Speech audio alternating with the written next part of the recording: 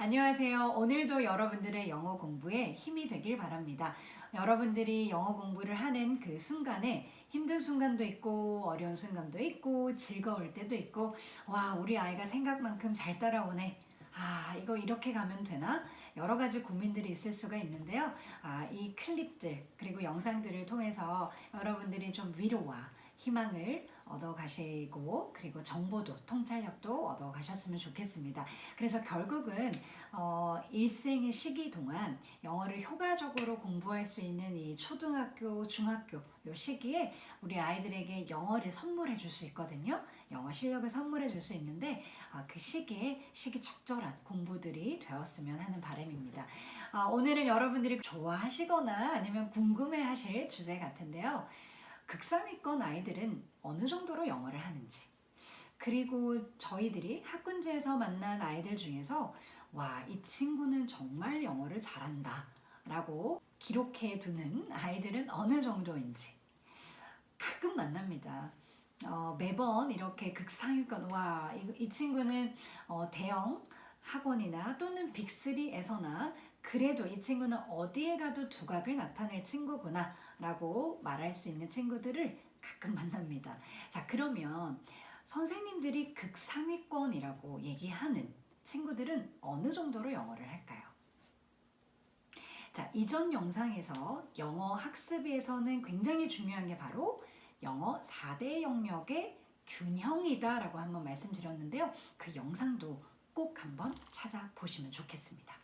자, 그러면 영어를 정말 잘했던 아이들의 특징 한번 살펴볼까요? 첫 번째, 타고난 능력이 좋았습니다. 네, 이 친구들은 기본적으로 지식 습득력도 좋았고요. 논리력도 가지고 있고요. 이해력도 가지고 있어요. 그리고 언어를 이해하는 이해와 습득력이 있다 보니 무언가 하나를 얘기하면 그거를 받아들이는 속도도 굉장히 빨랐어요. 예를 들어서 찾아왔던 친구가 이 아이가 스피킹은 굉장히 잘 하는데 리딩하고 라이팅을 조금 더 깊게 사고력을 확장시키면서도 짜임새 있는 글을 예쁘게 써내면서도 조금 더 지금 말하고 있는 이 말을 조금 더 애캐데믹으로 넘어가면서, 즉 이 아이가 공부해온 스피킹하고 리스닝 중심에서 리딩, 라이팅을 입혀주면서 아카데믹 영어로 전환이 필요했던 시기였거든요. 자, 그러면 그 친구는 그래도 어느 정도로 모든 4대 영역에서 스피킹, listening, reading, writing 이 네 가지 영역을 균형 있게 아주 잘했어요. 자, 예를 들어서 스피킹 같은 경우에는요, 어떠한 캐주얼 토크를 던져도 이 아이가 accurate, 정확하고요, fluent, 유창하게 대답을 할 수 있었어요. 이 친구가 초등학교 3학년이었는데요. 저를 만났던 시절이 그 초등학교 3학년 때도 이 아이는 주제를 주면은 에세이를 쓸 수 있었습니다. 물론 완성도는 처음에 레벨 테스트 할 때 그렇게 좋진 않았습니다. 하지만 이 친구는 3학년이라고 보기에는 에세이 짜임새도 있었고 구성력도 좋았고 자기의 의견을 개진해 나가는 플로우, 흐름도 좋았습니다. 그리고 적절한 보캡을 사용했고 패러프레이즈도 가능했습니다. 영어 독서는 3점대에서 4점대를 중심으로 해왔습니다. 자, 그러면 레벨 테스트 때 이 아이가 아직 완성된 단계는 아니지만 초등학교 3학년이라고 하기에는 스피킹, 리스닝, 리딩, 라이팅이 균형이 잘 잡혀져 있었어요. 그래서 저희들을 만나서 한 작업은 이 아이가 하고 있는 것들을 체계화 시켜주면서 조금 더 깊게, 이 아이가 영어 소설을 공부할 때도 깊게 생각하고 생각하는 훈련, 표현하는 훈련을 그 중심을 잡아주는 거예요. 영어 원서를 정독해서 읽어내면서 선생님하고 많은 토론을 거치게 되죠. 토론을 거치면서 이 아이는 생각의 깊이가 발전하게 되는 겁니다. 자, 그렇게 토론을 중심으로 영어 원서를 정독함으로 이 아이가 이제 문해력이 엄청 생긴 거예요. 그래서 1년 뒤에 이제 이 아이의 실력을 테스트해 봤을 때는 와, 이 친구는 정말 극상위권이라고 할 수 있겠다. 네, 영어 독서 대회 나가서도요 아주 우수하게 입상을 하고, 그리고 이 아이는 시험 문제를 봐도 곧잘하고요. 그러니까 아카데믹으로도 성과를 좀 내고 그리고 스피킹이나 디스커션 이러한 표현 부분에서도 성과를 냈던 친구였습니다. 자, 그러면 이 친구는 과연 노블 영어에서는 깊게 생각하는 훈련, 문해력 훈련들을 했고요. 그럼 그 이전에는 어떻게 공부를 해왔을까요? 네, 이 친구는 기본적으로 6살 때부터 영어 유치원에서 2년 정도 영어 유치원을 다녔고요. 어머님이 저희를 찾아오실 때도 소형 학원을 굉장히 찾아다니셨어요. 어머님이 보시기에 어머님이 굉장히 정보들에 빠르시고 그리고 아이를 위해서 시간을 쪼개서 많은 소형 학원들을 두드리면서 찾으시다가 이제 저희들을 만나게 됐는데 이 어머니가 찾으셨던 건 그거예요. 우리 아이를 영어를 계속 영어 유치원도 보내게 했고 그리고 미국에서 한 6개월 정도 아이가 조금 더 자연스럽게 영어를 접할 수 있도록 또 해주셨대요.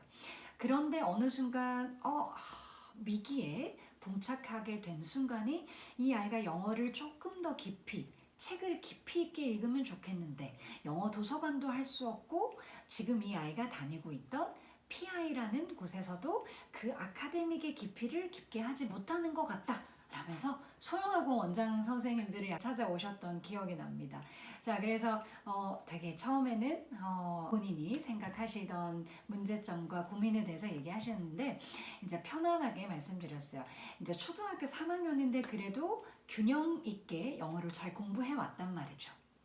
그래서 이 친구가 어느 정도 정체기라고 할 수 있는 시기적으로도 그런 시기였고 그리고 이 친구가 리딩하고 라이팅을 조금 더 깊게 아카데믹으로 전환해서 공부할 필요가 있다라고 이제 말씀을 드렸어요.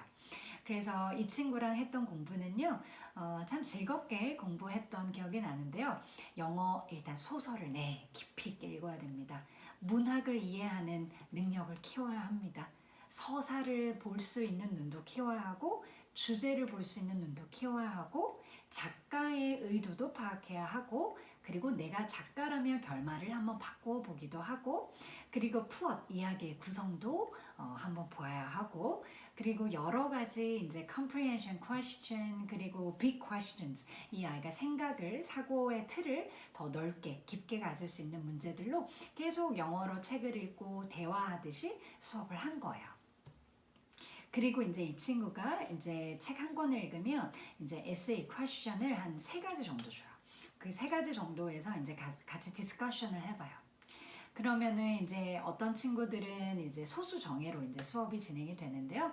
어떤 친구들은 이런 의견이 있고, 어떤 친구들은 저런 의견이 있고, 그러면 이제 아이들이 그 3가지 의견에 대해서 다양한 이야기들을 추론들을 듣습니다.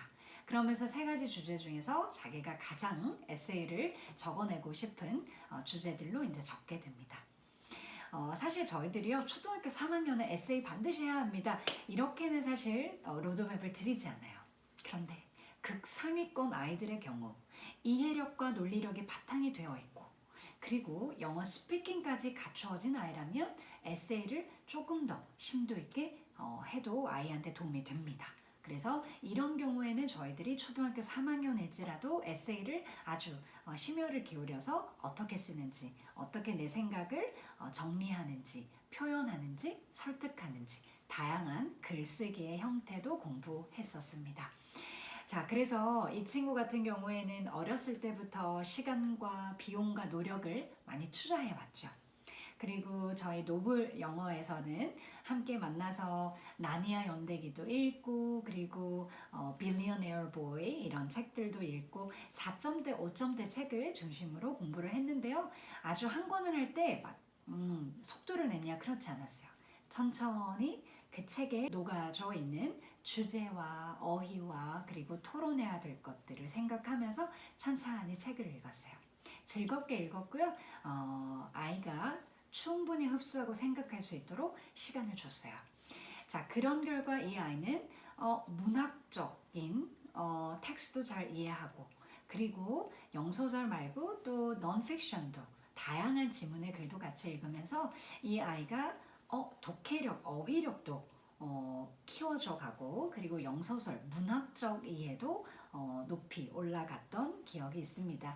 그래서 중요한 것은 우리 아이가 시간을 차곡차곡 쌓아왔고 타고난 능력도 지식 습득력도 좋았고 이것들을 다 종합해서 이 아이의 영어 실력을 극상위권으로 만드는 것은 바로 깊이 있는 독서, 깊이 있는 영어 원서를 배워가는 그 과정이었다고 생각을 합니다.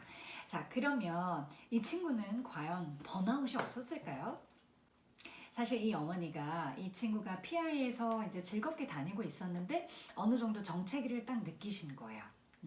그러다가 이 아이가 또 스트레스가 많았을 거 아닙니까? 수학도 영어도 어렵게 계속 자기 초3이 해야 되는 그 수준보다 늘 많이 해야 됐던 아이였어요.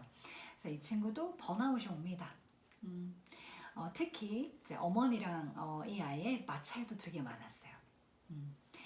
예를 들어 이제 학원에서 이제 대치동 학원가를 돌면서 오늘은 이제 이 학원에서 엄청 열심히 배우고 이제 가는데 어머니께서 딱 차에 타자마자 오늘은 뭐 배웠어? 이러는데 그 친구가 저한테 얘기해 주더라고요. Teacher, I just screamed.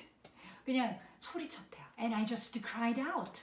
그리고 막 소리치고 그리고 막 자기가 할 수 있는 그 짜증의 몸부림을 다 했대요. 그래서 그러면 그렇게 야 어머니도 힘들게 일하시고 픽업 가셨는데 어떻게 해주길 바랬어? 그랬더니 그 친구가 선생님 수고했어 해주고 그리고 맛있는 밥 좀 먹고 그러고 나서 제가 좀 릴렉스드 됐을 때 오늘은 거기 가서 어떤 거 배웠어? 이렇게 물으면 말할 수 있을 것 같은데 쫙 차에 타자마자 그렇게 뭐 배웠어? 이렇게 하니까 아이가 소리를 막 지르고 그러니까 좀 이렇게 자기도 미안했던 모양입니다. 그래서 저랑 수업을 할 때 선생님 사실 이랬어요.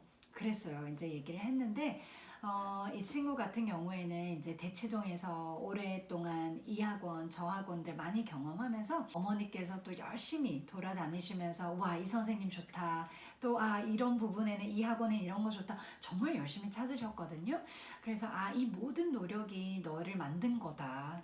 그래서 어머니가 물론 참 수고했어 이렇게 먼저 말해주고 싶었겠지만 어머니도 너무 많이 궁금하셨을 거야. 또 얼마나 애써서 또 그 학원을 너를 위해서 알아봐 줬겠니? 라고 하면서 아이의 마음을 또 토닥이고 그래서 이 친구가 이제 저를 만났을 때는 약간 영어 학습의 정책이었고 그리고 뭔가 이 아이가 학습에 있어서도 조금은 번아웃이 왔던 케이스였어요.